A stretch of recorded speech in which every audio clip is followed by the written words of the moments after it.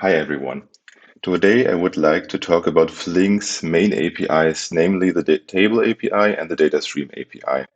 The community has worked hard on these two APIs in the last couple of releases, and I think nowadays we're kind of a point where we can talk about a perfect symbiosis of both APIs. This talk is more of a beginner talk, but it might also be interesting for people who just had a look at one of the APIs and might consider using the other API. Let me quickly talk about myself. I'm Timo Walter. I'm Apache Flink committer and member of the project management committee. I have been working on Flink actually before it became part of the Apache Software Foundation. I'm working as a software engineer at Bavarica. I was part of the SDK team there, and now I'm the lead of the SQL team. Before I dive into the details, let me quickly also discuss a little bit or recap what is Flink and how do we as a Flink community view data processing nowadays. One of the main goals of Flink is basically to unify stream and batch processing. Because if you look at how data is produced in companies nowadays, or like always actually, data is always produced in streams. And oftentimes there is batch processing happening, but that only means that you basically cut the stream into pieces. So whenever you are performing hourly or nightly batches, this is basically means that you are creating a bounded stream of the ever generated data. But streams are way more flexible than batches. Because with a stream, you can decide if you want to start the stream somewhere in the past and process historical data, if you want to start in the now and process the future, if you process like between two boundaries in the past. So it allows you to do both unbounded and bounded stream processing and process live and recorded data. And we as Flink community, we see batch actually just as a special case of streaming. That means if you want to run efficient, you can use batch mode and run like specialized algorithms for bounded data, or you can also differently schedule operators and use blocking shuffles. But in the core, nothing has actually changed and it's still a stream processor. So what are the core building blocks for stream processing? And all these building blocks are actually provided by Flink. So first of all, you need streams, of course. Like you want to join streams. Maybe one is the control stream, the other one is the main stream. You want to be able to maybe replay streams to process your historical data or fix bugs in your logic, in your business logic. Then, of course, every complex business logic needs state. You want to store maybe scene events, or you want to buffer events, or you want to store machine learning models. For this, Flink provides you state primitives.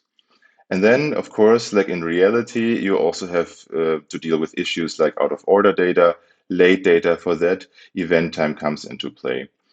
And since you also want to like somehow snapshot your data, Flink provides checkpoint and save point capabilities to fork, version, or time travel in your streaming application. So now let's talk about Flink's APIs. Like this is a rough sketch of the layers that we have in Flink.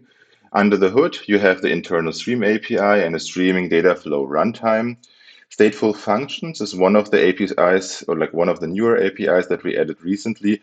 It allows you to kind of model the whole streaming application as kind of an actor model, but we will not go into the details here.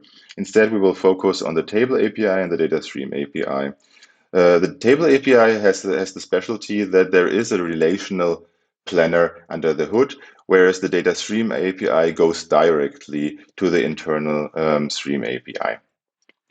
So let's talk about the DataStream API first.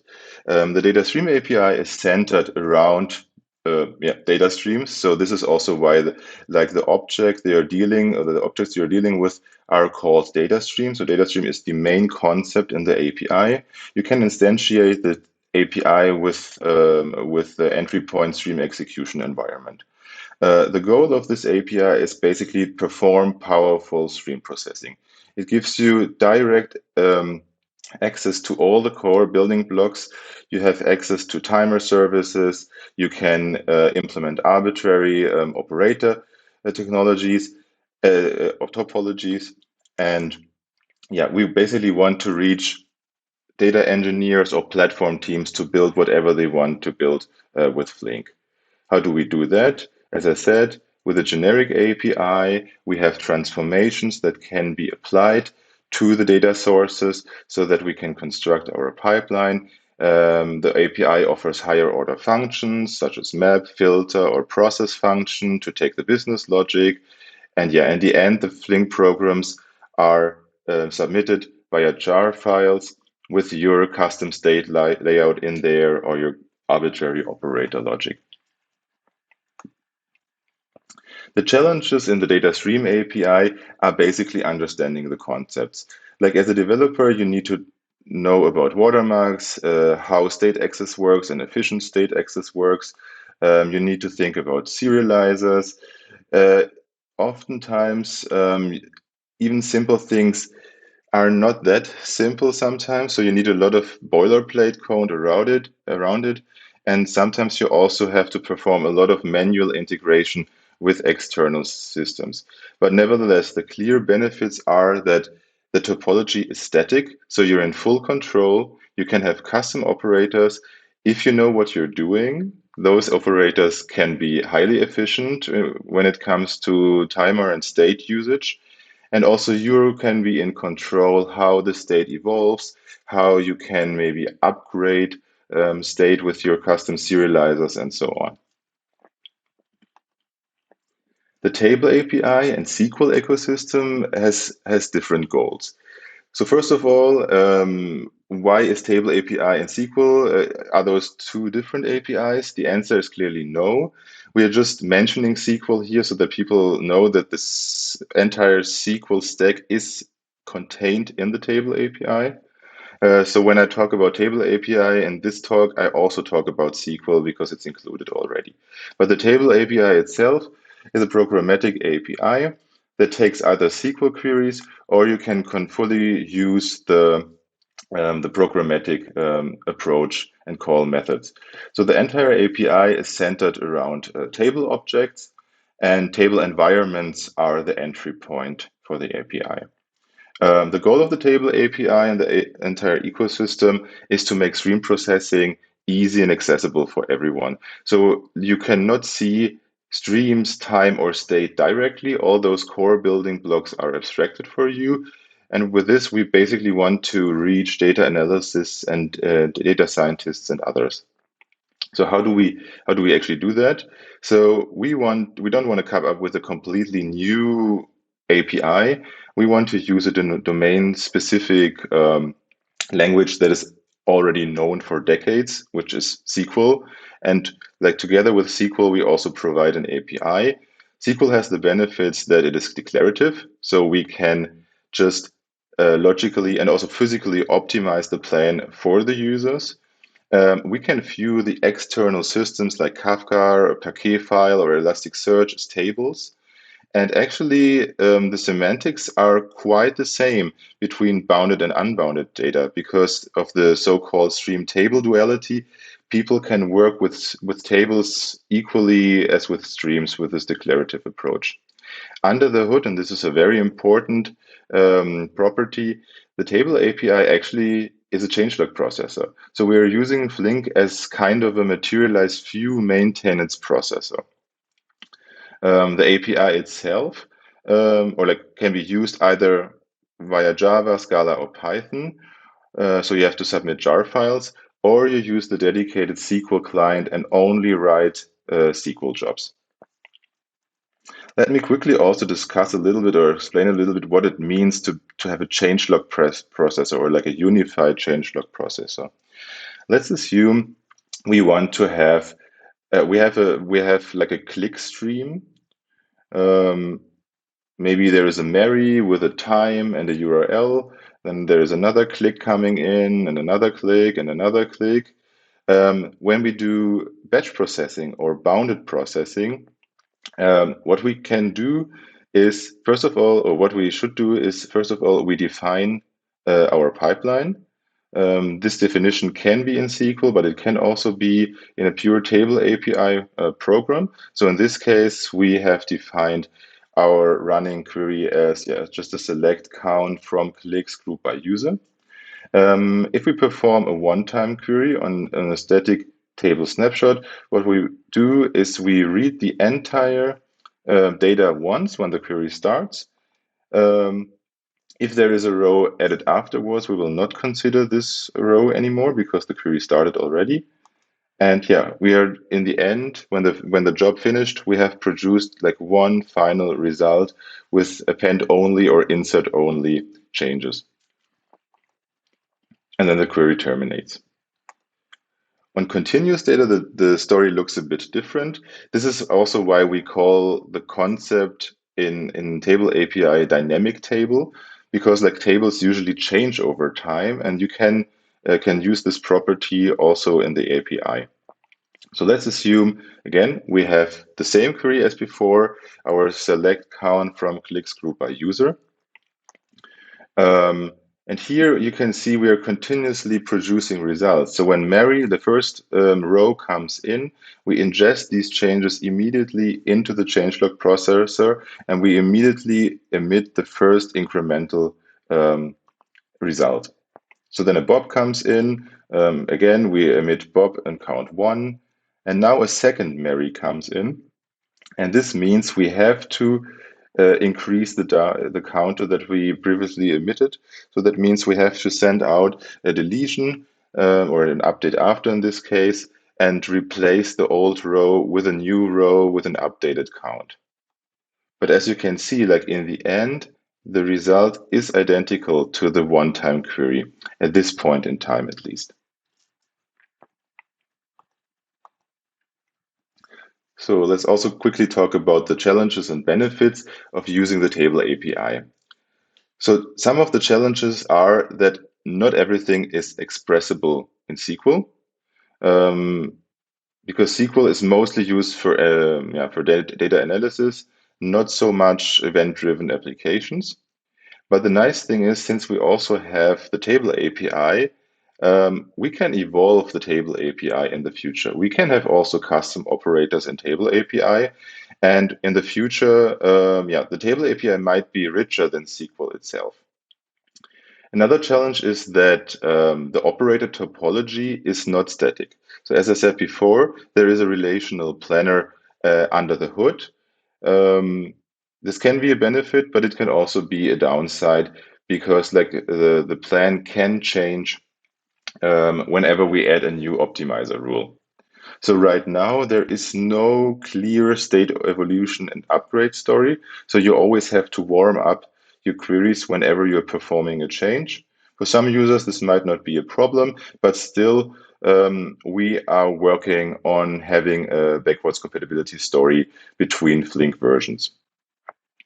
Clear benefits of this API are, first of all, we have many built-in operators and functions that you can use, different join implementations, different aggregation implementations.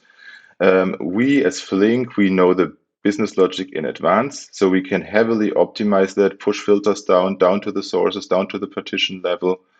Then we can process change logs, what the DataStream API is not able, or like it would be difficult to implement that in the DataStream API.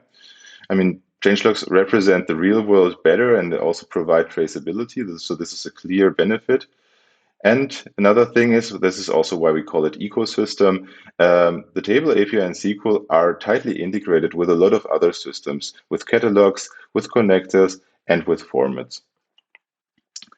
So let me quickly also talk about the interoperability between those two APIs. So first of all, both APIs can be used independently. Each API defines a batch mode. For DataStream API, that means that in batch mode, we use optimized state backends. We sort the keys before processing.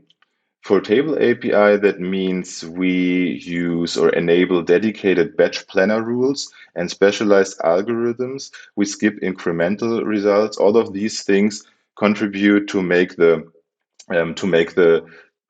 processing of historical data quicker and more efficient.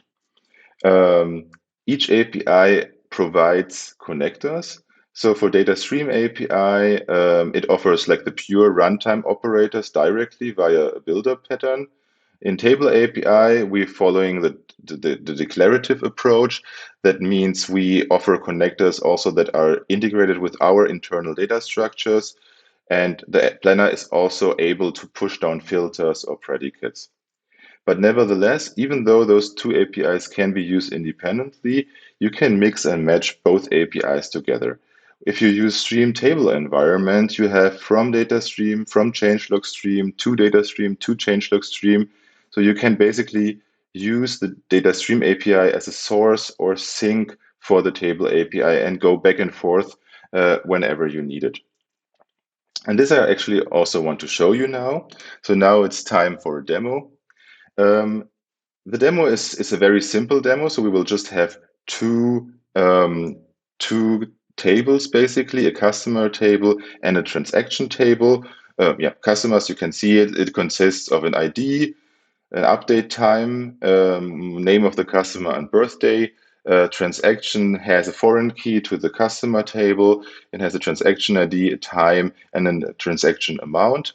Um, I might not have enough time to show all API examples, but since we're in a virtual setting, you can also check out the GitHub repository. As you can see here on the link, all examples are present, also a little explanation and comments for each of the code examples. So you can also follow me on GitHub instead of my IDE. So let's get started. So first of all, I have a Kafka running in the background. I filled Kafka already with the customers and the transactions. So I use Flink for filling Kafka. So you can also run these two programs here for filling Kafka. Um, let's start with like just some motivation. How can we actually just print the customers to the console? So for this, I just use our from elements source. The example data is in a special class. So here is the customer data. We have Alice, we have Bob, and we have Kyle. And yeah, we are just executing the streaming pipeline now. Yeah, and as you can see, we have printed 3 customers. You can do the same also in Table API. Here, I just declared the rows directly using the from values clause and some rows. I gave the rows a proper field name, and I'm also executing the whole pipeline and printing it.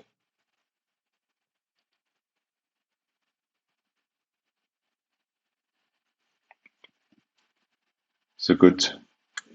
So far, so good. So let's do something more complicated. Yeah, usually what you want to do like in the beginning, when you have a simple job, you want to perform some ETL processes. So how do you do ETL in DataStream API? Same as before, we are starting with our customers. Let's assume we just want to convert our customer POJOs into some JSON data. So in DataStream API, you have the full flexibility. You can add whatever library you want to add.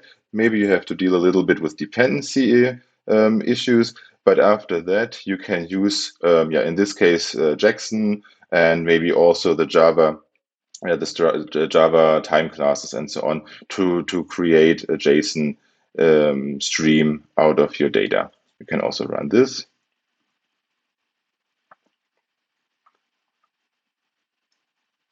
And here you can see we have converted into JSON data. As I said before, the table API is shipped with a lot of built-in functions and operators. So for this ETL example, table API is way more concise, I would say.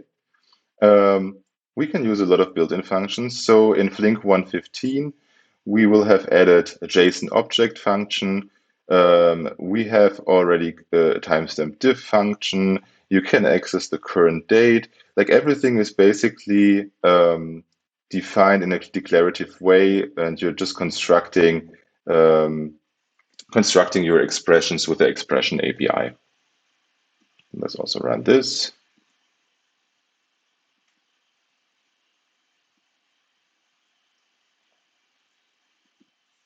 And here we go. It's the same result as the DataStream API, but without dealing with dependencies. And yeah, everything is declarative, and Flink can optimize this if possible.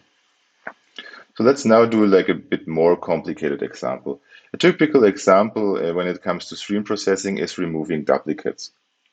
Um, so in our case, I can also show you the data that we have in Kafka. In our case, we have some transactions that are there 2 times, and we just want to remove those duplicates. In this case, I'm setting up a Kafka source, so I'm connecting to Kafka. I'm reading from the earliest offset. I'm converting the source into a data stream.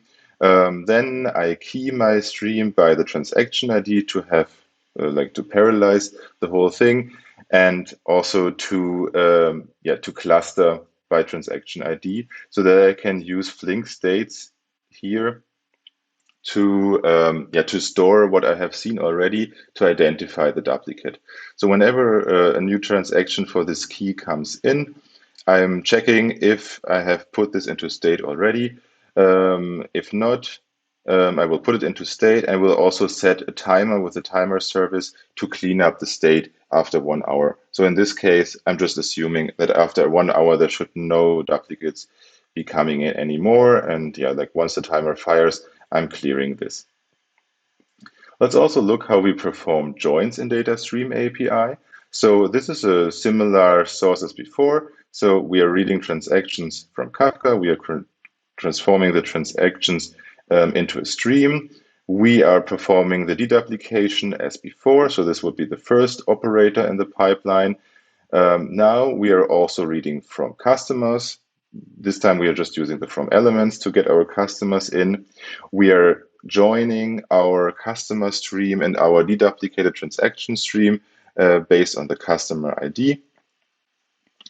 And we want to join. So that means we might have to buffer both sides, because like one stream can be quicker as the other side. So what does that mean? Like we have to come up with a value state for the customer, a list state for the transactions. We need to check if the buffer is ready to perform the join on both sides. And once the streams are ready and we find a matching customer for the transactions, we will perform the join and emit this whole thing downstream. And then afterwards, we are clearing the state. We can also run this real quick.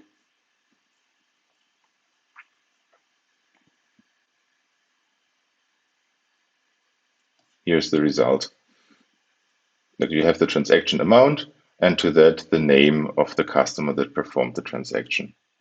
And now I can also show you one of the newest features in Flink, which is the DataStream API batch mode. It's actually not super special because it's just a single flag, but this flag executes under the hood a lot of components, or like it changes the behavior of a lot of components to make a streaming DataStream API pipeline to run very efficient. So all we need to do is basically uncomment the runtime mode and set it to batch. And we need to make our sources bounded so that they are not continuously evaluating data, but end after the latest offset. So we don't have to change the pipeline. The pipeline stays exactly the same, but now we are able to run the streaming pipeline in batch mode on bounded data.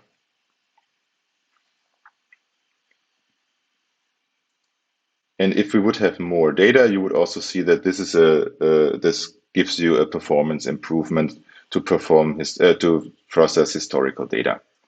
So now we looked into DataStream API. Let's also check how we do that in Table API. Just to show you like the interoperability already, I'm using the same Kafka source for the transactions before. I'm also using the same customer source for the customers before, but I'm registering this stream as a temporary view in the table environment now. And same for the transactions. So it's just a smooth experience to just, with this call, you can basically transform the append-only stream into a table. And from that on, you can, for example, execute SQL on top of this stream. So in order to perform our deduplicate join of before, I mean, you know SQL already, we are using distinct here, and we are using the join clause here, and everything, the heavy lifting, the state management, everything is done under the hood by Flink. So you can see like the DataStream API join took us like, I don't know how many lines, maybe 40 or 50 lines of code here, whereas the table API deduplication and joining was basically this, like these 3 lines of code. And same as before, those 2 APIs are integrated. So first of all, let's run this first of all.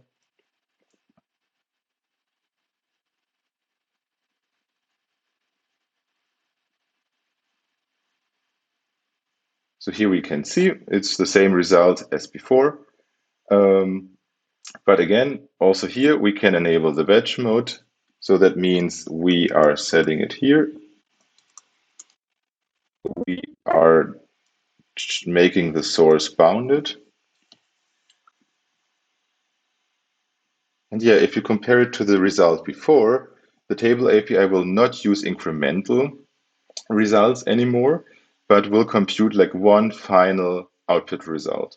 And that you can also see in the output here that before we had a plus I for insertion of the changelog. So we were basically indicating the change flag. But in batch mode, we don't need to have change flags in the first or like in the output here, because it's a batch result, it's a bounded result. So we can simply output the final result as a whole, 5 rows in this case. Okay, so like in this example, we used just static customer data. So like we just had 3 customers, right? And transactions were coming in continuously. Usually what you want to do is actually, you also want to update your customer data from time to time. So instead of having like just a static set of customers, usually what you want to do is you want to process a changelog of this customer table. And this is done in the next example. So the setup is the same as before. We are using our Kafka source for the transactions. We are registering the transactions as a temporary view in the table API. But here we are using customers with updates. So instead of a pojo, we are using row now, because row has a change flag or can have a change flag as the first argument. And here you can see that, for example, the user Kyle decided to be a Kylie actually. And Alice maybe has a typo in her name and she wants to be called Allison now.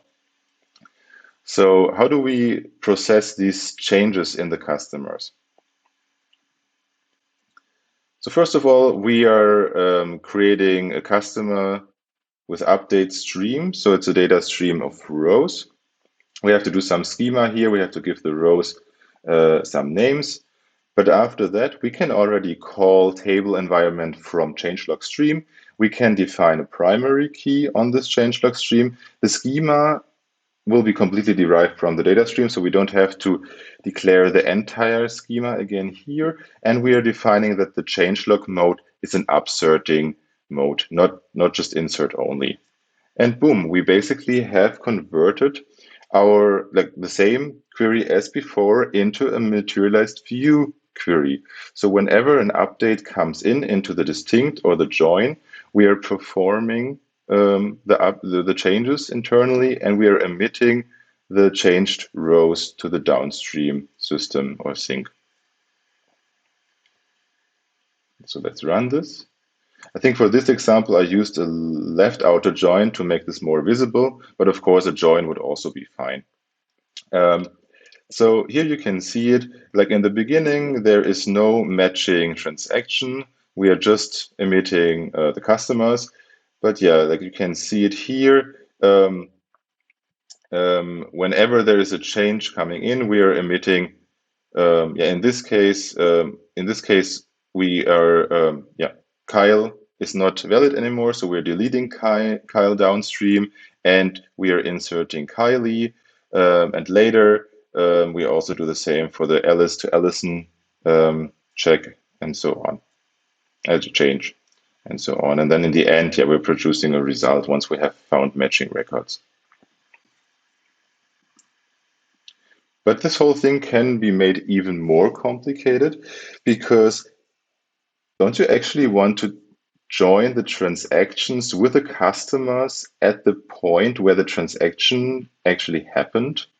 So, I mean, don't you want to see the transaction with the name that the customer had at the point of the transaction? And this is also possible in Flink. So I quickly show you the concepts of what we call time versioned joins.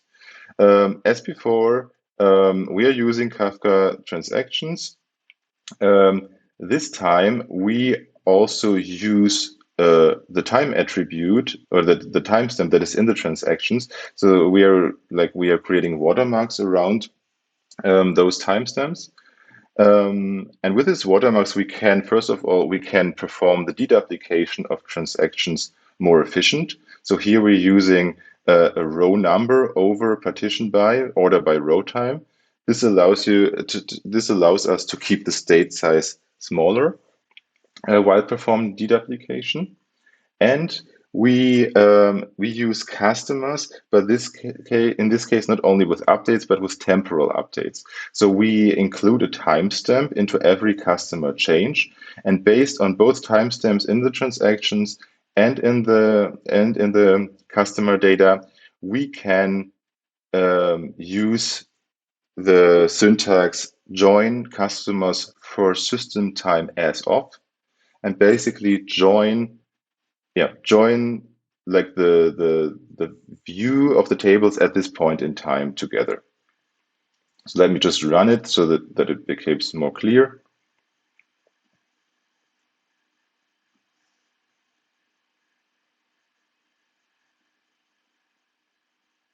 So here you can see it.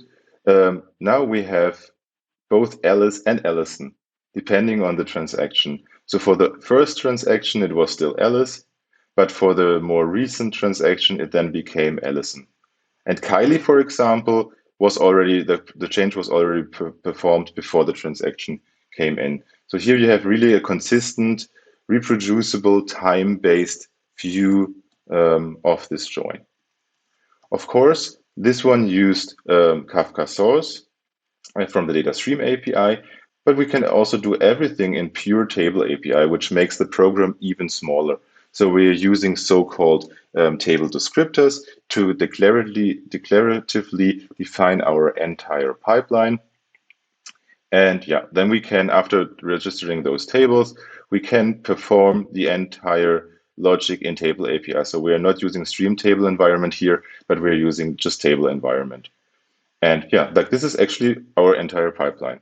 Just about 20 lines, very concise logic. So let me quickly also summarize this whole presentation. So I would say each API has its individual strengths and weaknesses. DataStream API gives you predictability because it's a static topology and it gives you low-level access. Table API gives you a lot of automatic optimizations and built-in features.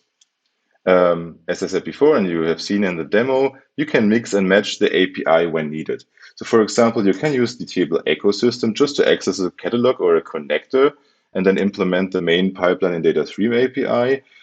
You can perform data normalization and cleaning only in the table API with the built-in functions and then implement the main pipeline in DataStream API. Or you just use DataStream API if you want to do some low-level operations, and most of the main logic is actually is implemented in the table API. So if you want to see more of Flink SQL, I would also recommend the talk of last year's Flink Forward.